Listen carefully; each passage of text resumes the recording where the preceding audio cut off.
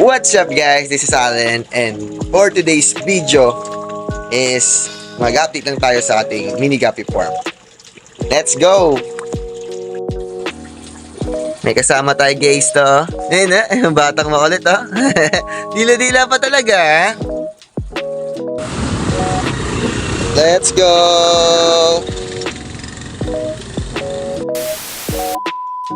So ayun guys, ito pa rin naman to. RDSS, ABT natin, female month-old. Ito ang mga males natin. HBB, HBRT at Black Moscow. Bluegrass natin na breeder, mga pry. Ito yung tawag dito. Pry natin ng second generation Peter Koi.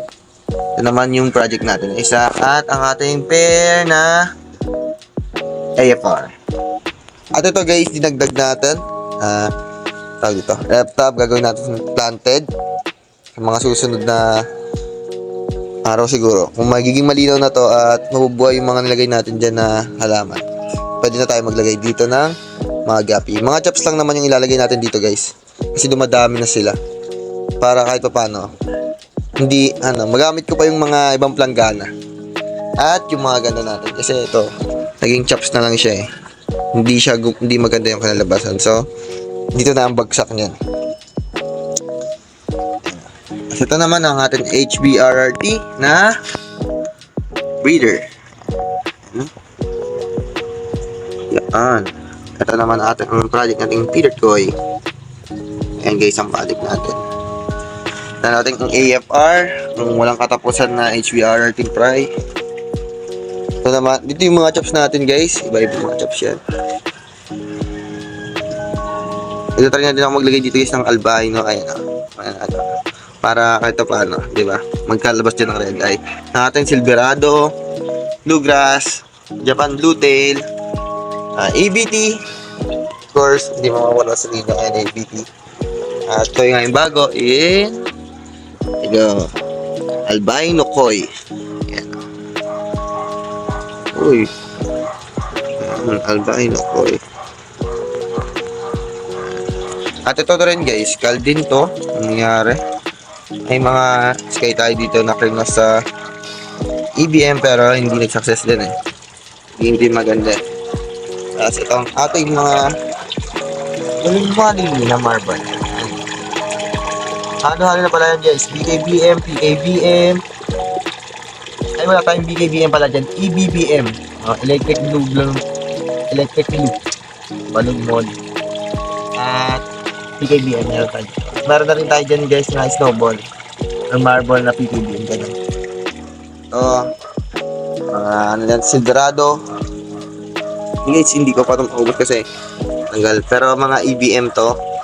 Ito naman is skull na lang din to. Ito EBM. Mga panda natin. Yan. Ito rin naman ang ating isa pang HBRT na breeders. Ayan. Laki ng male niya no. Nakita sa top view. So, ayan. Ito naman ay pry na pry to ng Silverado. At ito naman ang ating AFR. Hanggang ngayon hindi pa siya nagdadrop, pero binalik natin yung kahapon. Pinasudutan natin ulit bago natin ilagay. Nakipapansin ko na hindi naman, ayaw niya na masyado magpasundot. So binalik ko dito sa solo na tank na to. So ito rin, gumawa rin tayo guys dito.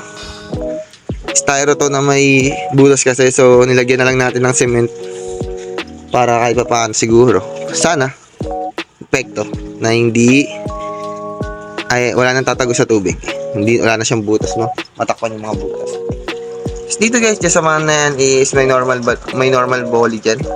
Dyan din natin nilalapag yung kal na molly natin doon. Isa mga balloon molly natin na hindi natin nakikita ng maganda, ilalagay na lang natin dyan sa normal molly. Dito naman is yung lagyan na ng HBB natin, pero hindi pa yan selected dyan. At isa pa pala guys, mayroon tayo ngayon ka-swap kasi may pag-swap yung guppy natin, i-swap natin sa PKBM na male. So ito yung guppy na ipang-swap natin. Ayan guys yung pang-swap natin. Japan Bluetail. Juby pa lang. Ito almost 1.5 month or 2 months old. Ganun. Ayan. So ayun guys, ready na yung pang swap natin sa PKBM na male. Let's go, puntahan na natin yung pa-swap natin. What's up guys? So ito na yung pang swap natin. Nag-pick and una lang tayo sa 7-Eleven para sa meet up at swap ng itong gabi na to sa PKBM. Let's go! Kita nyo ba yan, no? Piyesta na sa bulihan. At yun guys, nakuha na natin yung PKBM na male. Ayan, let's go. Pakita natin ito mamaya sa tank na mas maayos. Let's go! Let's go! So ayun na nga guys, nakabalik na tayo sa bahay at ito na yung PKBM na naswap natin. Sana lang itong PKBM na to ay tumagal pa at makapag-breed pa talaga siya, no? Okay, so guys, ihahalo na muna natin to. Acclimate muna natin dito sa ating mga marble na gamit. Mga PKBM juice yan guys. Mga blue yung kulay ng bundok niya. Sana lang makuha tayo ng lyre tail na spotted. Para siyempre goods. Ito kasi yung pinaparami. Balik tayo after 30 minutes. So ayun guys, after 30 minutes no. Lagay muna natin siya dito sa ating viewing tank para makita niyo rin. Let's go, lagay muna natin. So ito na guys, ito yung PKBM na male na na-swap natin. Goods na goods din naman. Mukhang bata pa pero base kasi dito sa pansundot niya medyo matanda na siya. So, let's go. Okay na to guys. Pwede na natin to ihalo dito sa mga balon molly natin. Halo na natin guys.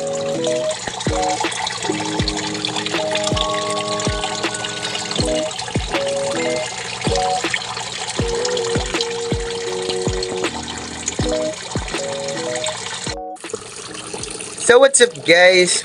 Dito na po nagtatapos ang ating video for today.